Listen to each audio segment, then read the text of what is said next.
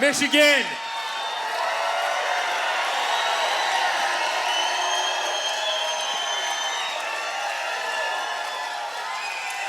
Michigan, are we gonna win this thing?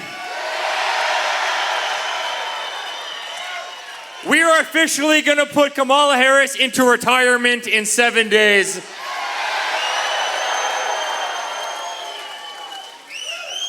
You know, guys, this is honestly a little sad for me, right? I mean, we've been fighting this war to save the country for the last 10 years, and we're down to under 10 days. And it's I said this last night. Did anybody watch Madison Square Garden? Was anybody impressed last night? How cool was that? By the way, to go back into the heart of New York, a city that like, you know, my father built, and I've built so many buildings there, but a city that treated us so poorly.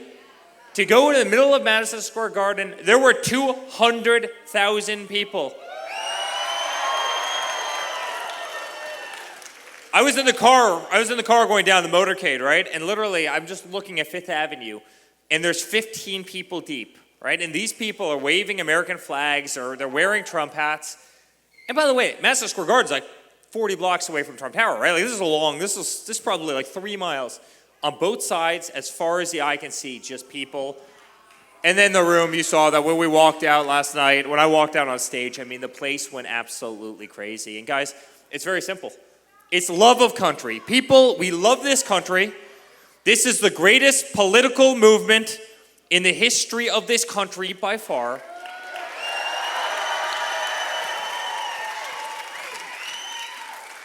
And I said it last night, right? I mean, there's a lot of politicians, other than her, who's amazing, and she's going to win. I saw her signs all over the place.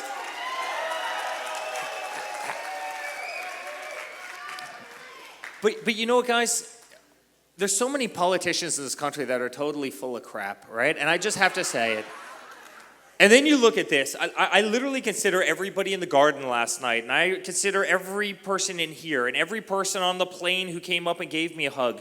Guys, this is a family. This is so much bigger than politics. You don't have this in politics, right? You don't have the love. You don't have the kids. You don't have, you know, and we're fighting to save something that we love, and that's this beautiful flag right here. And it's deeply under attack by crooked, corrupt individuals. And we all know it. And you know what? I think back, I was talking to Kim about this great girl that's done about 200 stops with me. Where are you, Kim? Wave. She's in the back somewhere working, but she's incredible. She's been in every stop with me for literally 3 campaigns. And in 2016, we talked about how, you know, we wanted to drain the swamp. But draining the swamp meant, you know, retiring people. Like, you know, Joe Biden's been in office 16 years longer than I've been alive, right? And I'm 41 years old. Think about that, right? So drain the swamp was like throw Nancy Pelosi out of office because she's terrible. You know, Maxine Waters. I mean, there's 100 of them, right? I mean, listen, I can go. Who else? Did somebody say Swalwell? Yeah, Swalwell we got to throw out. Oh, well, and you've got a couple in this. You've got Shifty Shift. My father always called him Pencil Neck Adam Schiff. Well, Adam Schiff was the guy who made up the nonsense story about Russian collusion. Everybody remembers this, right? I was the guy that got the call. I'll never forget this. Eric, I hear you have secret servers in the basement of Trump Tower that communicate directly with the Kremlin. I kid you not. And I remember I got that call from the Washington Post. Go figure, it was the Washington Post, right? I mean, it's like a very part of the course for these guys. And I go, no, we don't have secret servers in the basement of Trump Tower. We don't keep servers in basements because basements flood, right? And we're like largely like cloud-based computing anyway. Like, who the hell has servers in basements? Well, by the way, that's a good point. Hers wasn't in a basement. Hers was in a detached garage, right? And then she deleted 33,000 emails, but she was crooked as hell. Everybody knows she's... But guys, think about it. But Schiff was the guy who came up with this whole narrative about Russia. And then, you know, he says that Don, my brother, I'm glad he didn't do this yet, but he said that Don was an agent of Russia. I mean, looking back now, because we're rivals, it's kind of funny, right? Like, oh, look, you're the... But I mean, They dragged us through absolute hell. So they started by making up dirty dossiers on my father that Hillary Clinton paid for. And then they obviously came up with Russia collusion, which the FBI, by the way, knew was fake. I mean, day one, they knew that was fake. They knew we didn't have servers in the basement. That's a pretty easy thing to go check out. They knew there was nothing there. And then they tried to impeach my father, and then they went after Kavanaugh. Then they tried to impeach him again. They made his life miserable. I got subpoenaed 111 times. I'm the most subpoenaed person in the history of this country. This is a guy who's like, listen, I'm no perfect angel, but like, no bad habits. Like Hunter Biden. I promise you, I don't resemble that guy, all right? I've lived a much cleaner life than this individual has lived. How the hell do I get 111 subpoenas and Hunter Biden gets like 2? You could search, I'll give any person in this room my laptop. You can search it anytime you want. No prostitution, no illicit drugs, no, brothers' wives. No shady energy deals all over the world. I mean, yeah, he probably went to the Diddy parties. That's 100%. That's funny. But guys, they made our life hell. And when they knew that they were losing, guess what? Then they raided my father's house. They raided Melania's closet. What's out there?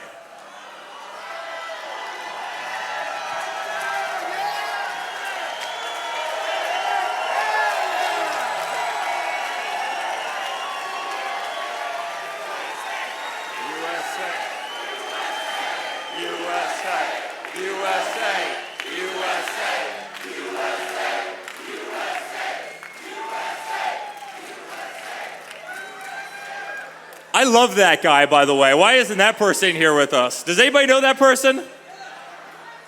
He was probably duck hunting a little while ago. I think it's duck season, right? Next year, can I please come here and go duck hunting as opposed to being in this penguin suit? But guys, they made my father's life hell. Then they raided his home. They raided Melania's closet. They raided Barron's room. They tried to take him off the ballot in Colorado and then Maine. I mean, they pulled him off of Instagram and Facebook and Twitter. We had to develop Truth Social because we had no other way to communicate. And then the mainstream media silenced him. He couldn't go on any of the channels, even the friendly ones he couldn't go on. And they banned me and they banned everybody. They wanted to take our voice. And then when that didn't work, they brought him into every far left district, right? New York City, Washington, D.C., every AG, every DA, Georgia.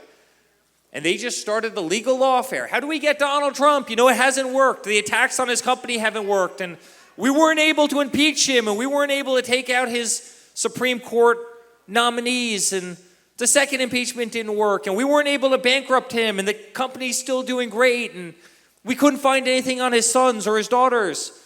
So what do? Let's just do legal lawfare. Let's drag him. Let's put him in a courthouse in every single city while the guy should otherwise be campaigning. And then you know what's really amazing, guys?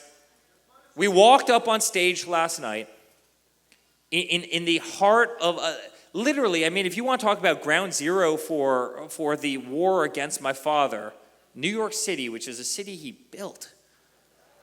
We have thousands of employees in New York. These are engineers and housekeepers and, great maintenance guys. And, he built this city. So much of that city was based on Donald Trump. And yet we walk in yesterday, despite all the legal lawfare, and you see the love.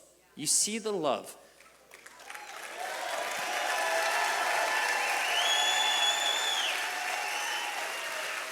And you realize, guys, it's not New York, right? It's not Chicago. It's not a lot of these kind of far left places.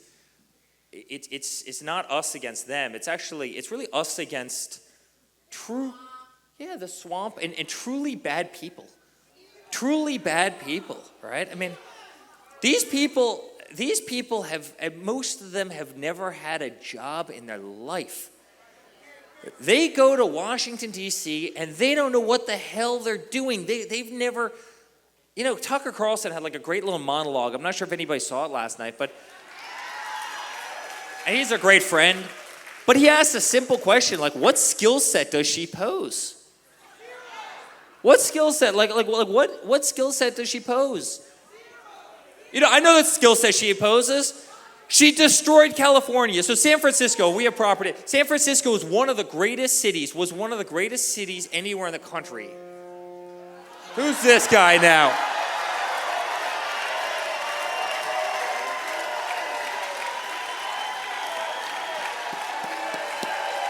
Gotta say.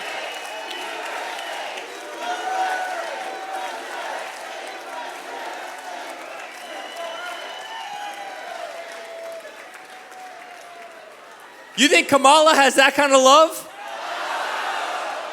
By the way, that's a seriously big boat to paint in camouflage, and that's like the greatest American flag I've ever seen.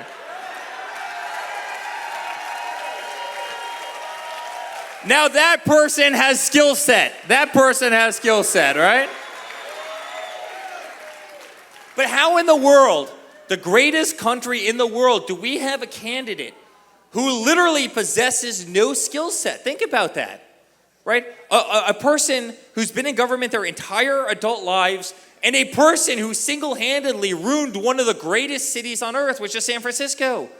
You can't afford to live there. You walk over drugs everywhere you go in the city. Every business, every bank has moved out of San Francisco, right? They're no longer there. Elon pulled all his companies out of there. Right? You can't do business there. She destroyed San Francisco. You have 10 cities all over the place. You have homelessness that's absolutely rampant. And you know the only time that they cleaned it up? When Xi came in from China. So they don't give a damn about you, the people who live in this country, the people who live in that city, but you have a foreign leader come in and say, hey, let's just tell them to get their acts together for a short period of time until they leave town.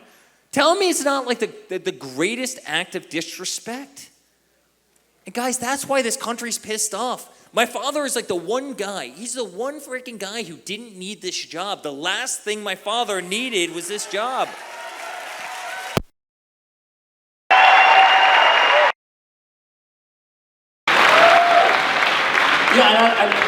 I can't tell you. There's probably no one closer in his life than me, and I'd be sitting at these tables, right? And he'd be reading a paper. Education in the United States is ranked 30th in the world. How the hell are we 30th in the world in terms of education? We're the United States of America, right? How?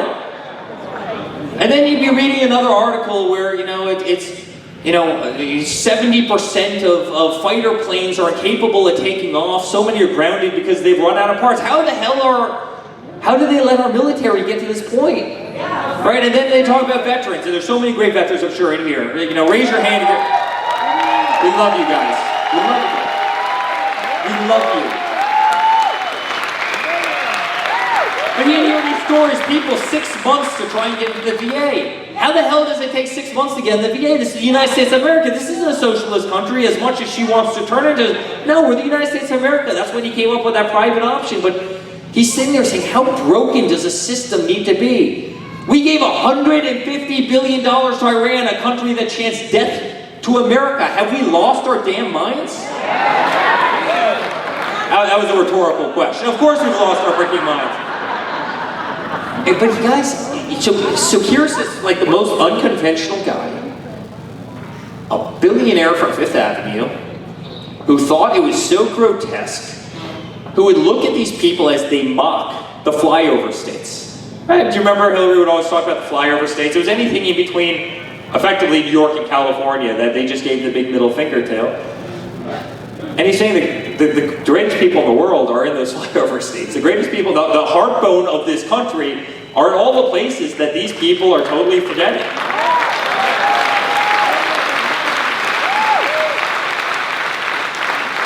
And you know how they're forgetting them is every time we go to an event, half the time we did in factories, and those factories are closed.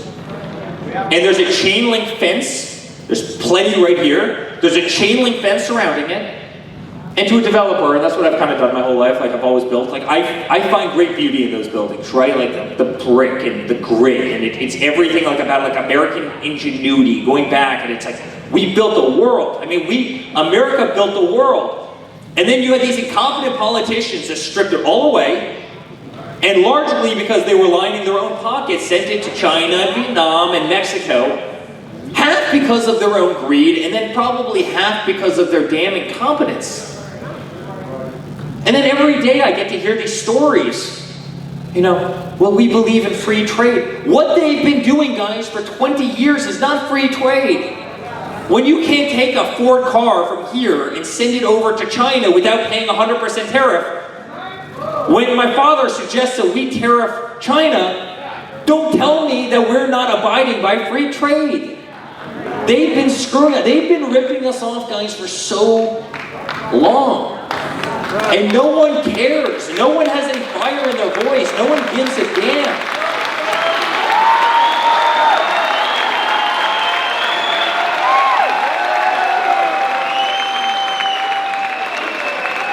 Man, it pisses me off because it's so easy. This isn't hard.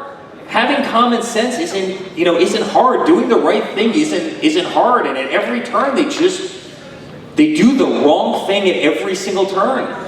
Right? I mean, they are. So John Deere, right? We do it, obviously we're in the golf business, right? We've done a lot of business with John Deere over the years. That beautiful green, the beautiful yellow, right? Everybody, John Deere is like an iconic symbol of this country. They announced a couple weeks ago, we're going to open 2 plants in Mexico. And when I mean Mexico, if this is like the U.S.-Mexico line, it's literally where she's sitting, right? I mean, and that's where they put. So they go in there, they effectively use slave labor, right? A labor that's effectively free for them. They fire all the people in states like this. They go across a little invisible line. Their tractors are so big, they have to go on trains everywhere they go anyway. So they load them up in Mexico. Mexico doesn't stop them. They let them build their plants. They don't drown them down with taxes and regulations. They go over there, they build up the product for 50 cents on the dollar. They send it across a little invisible line. And congratulations, you just bankrupted thousands and thousands of people. You destroyed towns, you destroyed factories, you destroyed communities, you destroyed churches, you create substance abuse problems, you create family problems. Good luck going to Disneyland ever again. Good luck supporting that little local bakery or pizzeria. Good luck trying to buy that new car. And the people in Washington, D.C. do this as like, oh, whatever, it is what it is. There's free trade. And my father looks at this and says, have we lost our damn minds? Try and send a Harley Davidson over to China.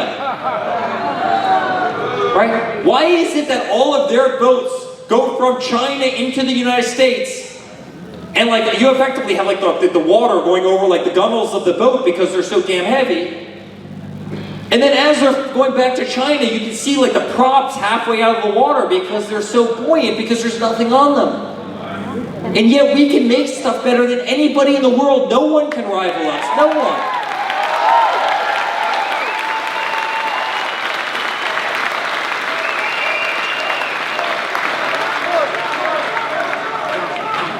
And so guys, it should all be made in the United States. It should all be made in the United States. And we're such a better society. We're such a better society in every way, right? In terms of our freedoms, in terms of this expression, as much as it's under attack. Look at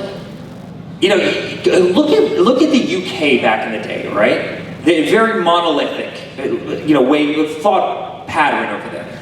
Their whole society was created around the railroad. And so, every weekend at 10 o'clock in the morning, everybody would go to a little train station, then they'd all get on a train, they would go to point B, they'd all get off the train station.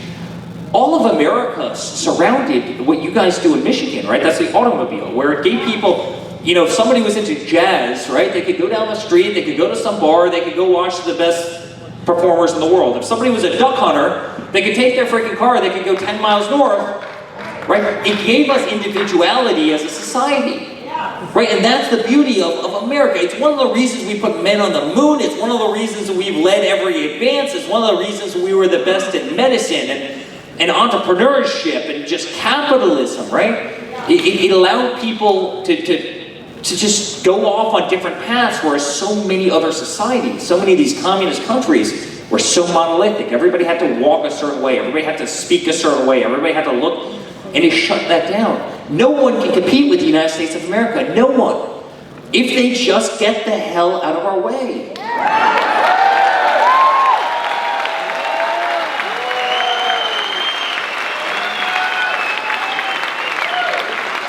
And so guys, that's what we're fighting for, right? And in fact, it's kind of odd. It's actually, we're almost not fighting, you guys almost aren't fighting for yourselves. You're actually kind of fighting for so many kids that are younger. I mean, there's some young people here. You know, I look at my two young kids, and I'm saying that they don't have a chance. I mean, you've got wars breaking out all over the world. We've given $200 billion. The thing that probably pisses me off the most, and my father, we've given $200 billion so you can watch kids that look identical to one another. I can literally look down at my child, my son, and I'm just seeing him in 10 years, right? And you look over at Ukraine and Russia, and you've got these kids that look identical to one another. And I know how much time and effort I put into that little boy, and he's 7. Let alone what you put into a kid that's 20. The hours of education, and feeding, and school, and timeouts, and discipline, and hugging, and snuggling, and wrestling, and everything else that you do to develop like an unbelievable 21-year-old beautiful kid that's got unlimited potential, right? And they come across, you know, you watch it, you pop up YouTube every night, you know, and they come around a little corner in a trench, they all shoot each other in the face, they don't even know what the hell they're fighting for. And guys, we're paying for this crap. We're paying for this crap. $200 billion. While you have deserted factories here, while half the communities in this country have cell phone service that sucks, while our educational system in the country is ranked 30th in the world,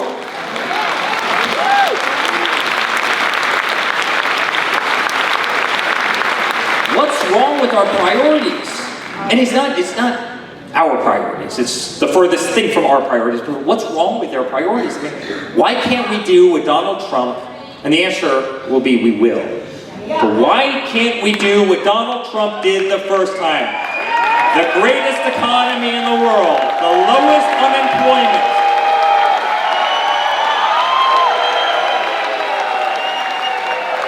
No more illegal immigrants coming across the southern border unchecked. No more drugs killing our children. There were 320,000 kids. 320,000 kids that died of fentanyl last year. No more. Peace around the world. Have America win at everything we do. We're going to fight the censorship. We're going to fight the censorship because you've all been censored. I've been censored. Everybody in here has been censored. We're going to bring faith back to our communities and our families because, guys, God is under attack in this country. God is under attack, and just religion is under attack in this country. We're going to protect the Second Amendment, something that I care so deeply about. You know, we don't have a First Amendment without a Second Amendment, so keep your guns and keep buying ammo, guys. Buy a lot of ammo. A lot of ammo.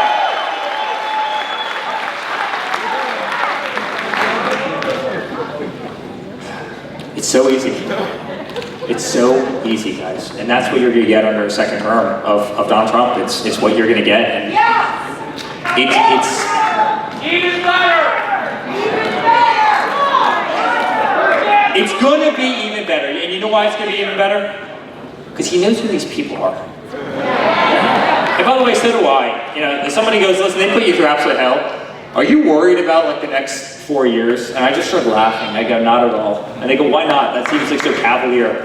I go, because I know their freaking game plan better than they know it. Like, I can see it coming from a mile away. I know what they're going to do. I know what they're going to do. And you know what? No, you will. You will. I always say my father's greatest accomplishment is he is the greatest rhino hunter in the history of the world, right?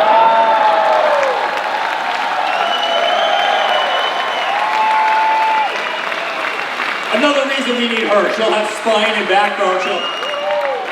She'll hand it to all the guys in Washington, D.C., which I'm thrilled about. But guys, honestly, I joke that like I look forward to that first night. You know, he gets into office. I leave Washington, D.C. Laura hopefully retires from the RNC, having had an unbelievable victory.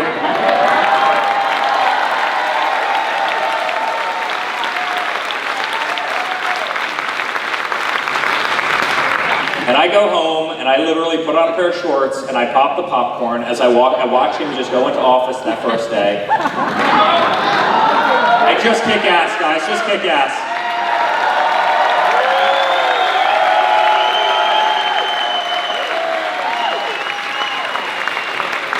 And he'll do it because he knows these people now. He knows the scumbags, he knows the ones that are disloyal, he knows the stupid ones, he knows the really smart ones, he knows how they're going to attack him. And he'll do it. We'll have the greatest economy ever. We'll have the lowest oil prices ever. I mean, how in the world? We have more... Oh, baby, are we going to drill, I promise you.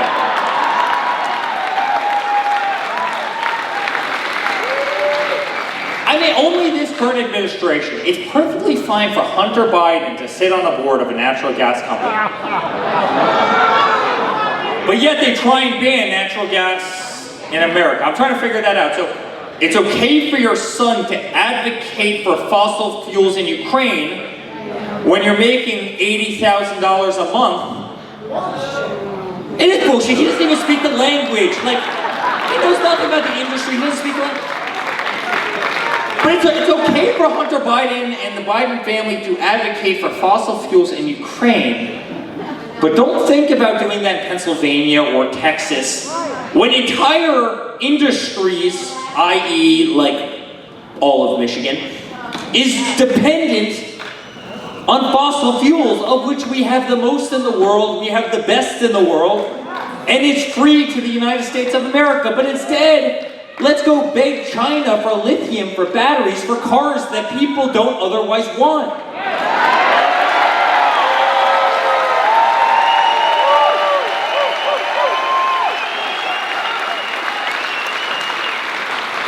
And guys, it's crazy. I have a good friend who's a Ford dealer. He owns a bunch of Ford dealerships. And he goes, we can't give away the electric cars. And God bless, by the way, I'm one of these people, like, stay out of my life. If I want an electric car, which I'll never have one, but if somebody wants an electric car, go buy an electric car. Like, I'm all for that. It serves a purpose for certain people who might not be traveling far and, want something to touch around town in. But like, I just don't understand this. They go out and they say to Ford, hey, we're going to penalize you if you don't hit a certain mandate of electric car. So then they go out to all the dealers, my friend being one of them, and they say, hey, we need you to buy more electric cars. He goes, I'm not going to buy any more electric cars because I have 300 electric cars in inventory and no one wants them. And they go, please buy electric cars. He goes, I don't want them. I can't sell them. Don't send me more electric cars. When these go, I'll buy a couple more electric cars. But right now, they're just sitting here, literally, decaying on our lots. So then, agreed, right? It's like 5%, fine. For those 5%, fantastic. Go live your life, do your own thing. But it's like 5% of people want electric cars. So then they're not willing to buy any more cars. So then you have the administration going back saying, you're not meeting your mandate. And they're saying, no shit, we're not meeting our mandate. The reason we're not meeting our mandate is because the people aren't buying them. By the way, if they were buying them, we'd make more of them. It's called basic concept of supply and demand, right? A child can understand this. And so what do they say? They come out and say, okay, well, fine. We're going to fine you. And the fines are like $50,000 a vehicle that they miss on their quotas. Guys, they're destroying our auto industry, and no one, other than my father, no one's talking about it. I mean, how can you penalize a car company because consumers aren't buying their product because they don't buy into it for whatever reason, and therefore you're going to penalize I mean, it's so nonsensical. But that's what you get with Joe Biden, right? I mean, it's insanity. Everybody knows this fact, but it's not there. But it's guys, there is so much dark money behind that. There's only one person that's benefiting from this whole thing, and this is China. This is China. Who's making the batteries? Who has the lithium? Who has the semiconductors? Who has all the circuitry? No kidding. By the way, they're also stealing all of our IP. You better believe that they have the spies, and they're willing to play that game while we sit there debating whether or not 6'5" men should swim in women's sports. We are so off the rocker. We don't prioritize. I mean, I always think of this country as a country that has this massive hole in the roof, right? And that's the immigration, that's drugs, that's obviously our economy. Everything in this country is unaffordable. Everything, right? I mean, wages have been stagnant, but yet you've had, anybody that tells me that inflation at 6% is just full of it. I run a company, it's not. It's so much worse than that. But so say you have compounding 9%. Let's just give them the benefit of the doubt. Compounding 9% inflation while you have wage growth staying stagnant. Guys, that's like 40% versus this. I mean, what do you think's happening? People are just getting absolutely crammed down in this country. They're getting totally bamboozled, right? So you've got this big hole in the ceiling. And what are they worried about? They're worried about literally letting men swim in women's sports, right? How to label bathroom signage. Where it's one of the reasons I left New York, but I mean,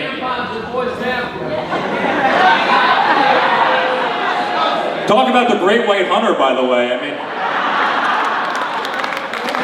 because I've done a lot of competitive shooting. It's kind of like what I do, right? It's like my version of golf. And I saw that guy pick up a gun for the first time. I go, ooh, this is gonna be ugly. Oh, it's all the shooters in here. You know when you can tell. You know when you're really proficient at something and you just see somebody doing it. Does anybody run like an excavator here, like a backhoe? Is anybody really good on like heavy machinery? Anybody in here? All right, that person back there. Yeah, you know when somebody goes in there and they just the bucket's not going the right way. You just know that they've never actually done it before. Like that's what Tim Walsh was with the shotgun, right? But think about this. His greatest accomplishments was tampons and boys' bathrooms.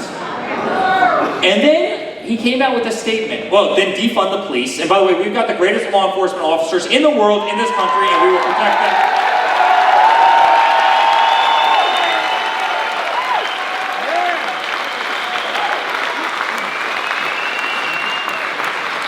But the other totally disqualified. I mean, this guy's crazy. He comes out, my father, obviously the wall's 25 feet tall, right?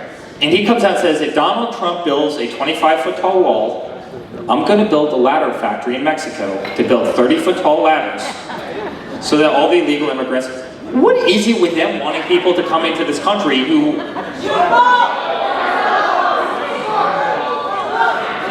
Well, it's more than that. It's actually more than that. It's two things. They want them to vote and they want to change the census, right? Because it's not just citizens that count for the US Census. And that means that they can pick up congressional seats, which means that she has more opposition on the other end because they'll just pick up congressional seats in very, very dark blue areas. And then anything with any common sense they won't allow to pass, right? They'll own a branch of government. So it's exactly what they're doing. But I love this, right? So she comes out, obviously, and in the debate, and then since you saw the Brett Baer interview, I'm sure so many people saw that. Oh yes, we're going to take illegal immigration very, very seriously. They flew 320,000 illegal immigrants into cities all across the country and landed them at 3 o'clock in the morning. And you mean to tell me they're going to take illegal immigration seriously? No, they're not. No, they're not. You know how much it costs? Like these are like 737s, 757s. These are big planes. These are big Boeings. These things cost like 10 grand an hour to operate, right? I mean, they're really expensive to operate. Think of like a 737 can hold like 170 people, 160 people. Think about how many plane trips that is to transport 320,000. Guess who's paying for it? You! All of us. All of us, right? And then she comes out, yes, I'm the only person on this stage to go after transnational criminals. First of all, give me a break because California went to hell under her watch, right? So she clearly did do a good job. But yes, we take it very, very seriously. Oh, really? So my father built 600 miles of wall, right? But he built another like 200-300 miles of the slat. So all they had to do is just use a good equipment operator like you and just pick it up and drop it in, right? They sold the wall off for scrap metal to the lowest bidder.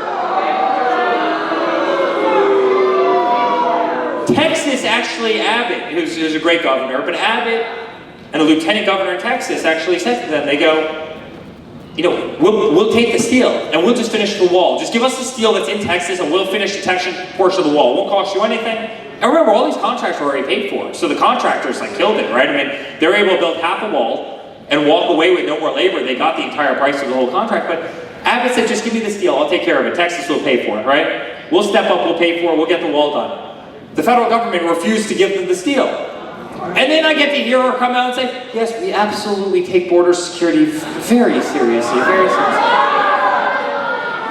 It's infuriating. It's infuriating, and you know what's even more infuriating? Raise your hand if you know somebody who's died of either fentanyl or some hard drug. Guys, it's like all of us. I know 4. I have 4 friends that have lost kids to fentanyl poisoning. You have police agencies in this country right now. These guys aren't allowed to nod, but I know they agree. You have police agencies in this country that are running out of Narcan. That's how much the fentanyl problem has destroyed our country. And we're doing nothing about it. And guys, there are people out there, there are countries out there that want that, right? I mean, how do you destroy society? And guess what? You take out the youth, right? You make them dependent on something. It probably means that one of the parents has to quit their job, quit the workforce, take care of the person. The emotional distress on a family, the emotional distress on siblings, right? I mean, the whole family unit, what it does to a community, what it does to caregiving, to hospitals, to law enforcement. I mean, guys, they're not sending that over here because they think it's they're sending it over here to erode our society, and we don't do a damn thing about it. You have a president that's sleeping on a beach. You have a vice president that literally didn't do an interview for 46 days. Can you imagine if she had to do what I'm doing right now? And guys, I want nothing to do with politics other than seeing the greatest president reelected again.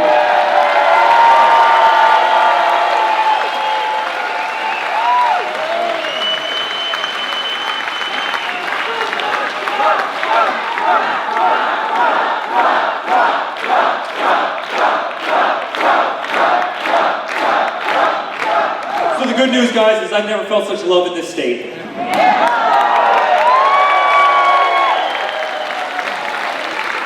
Across the board. I mean, guys, it is across the board. I can't imagine she's happy if she sits there. I can't imagine right now she's happy. I mean, the Hispanic vote, the Muslim community, the Chaldean community, the Catholic community, the evangelicals in this country, the Hispanics, the auto workers, the union workers.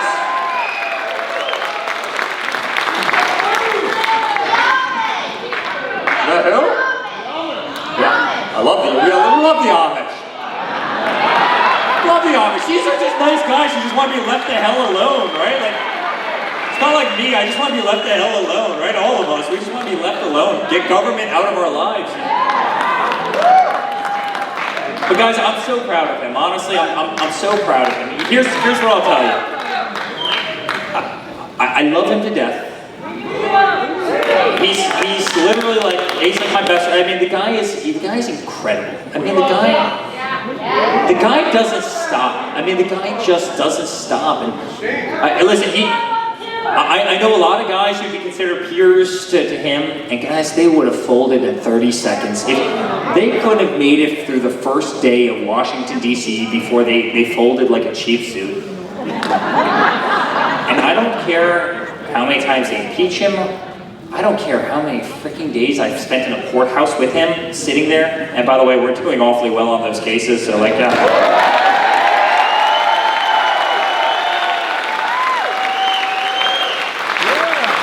he'll leave a freezing cold courtroom after sitting in this miserable, corrupt system and watching this, and he'll leave and he'll literally fly to Pennsylvania or Michigan and do a rally. I mean, I've never seen the fortitude of a guy like this. You want to talk about a guy who just doesn't give up, doesn't give in. He's the only.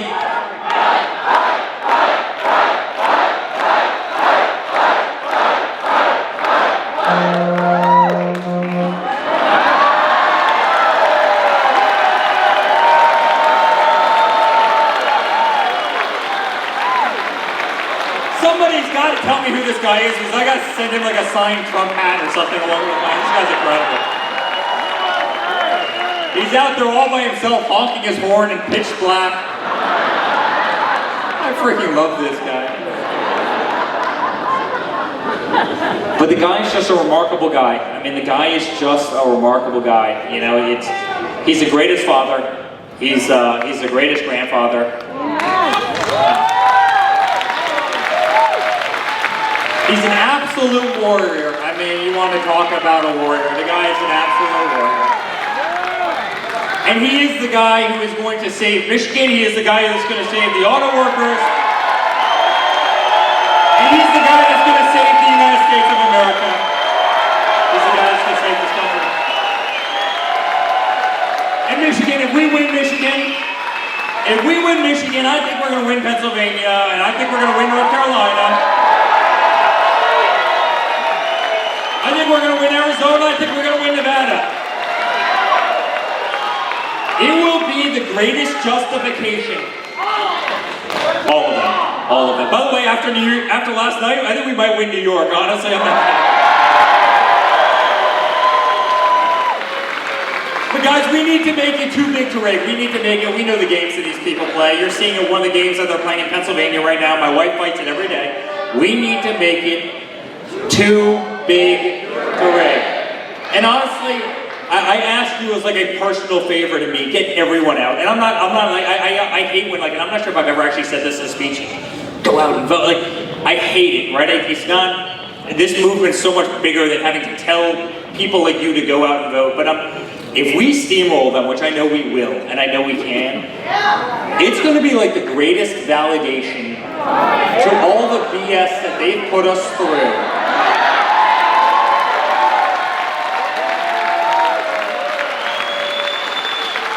And the American people, all of us, this family that I started with, the American family, this family we have, standing up and finally saying, it's enough. It's enough. And as a country, we're going to get back to business. So guys, my father, Don, Laura, myself, saw Melania last night, Bear in his own little cute way. Guys, I can tell you as a family, I'm going to spend every single second of every single minute over the next 7 days. I'm going to fight. He is going to fight. We're never going to take our foot off this pedal. And we're going to restore the greatness of the greatest country. And I love you. And I appreciate you. Vote for this incredible future Congresswoman. Who's amazing. And Michigan, we're going to make Michigan great again, and we're going to make the United States of America great again. I love you all very much. Thank you guys.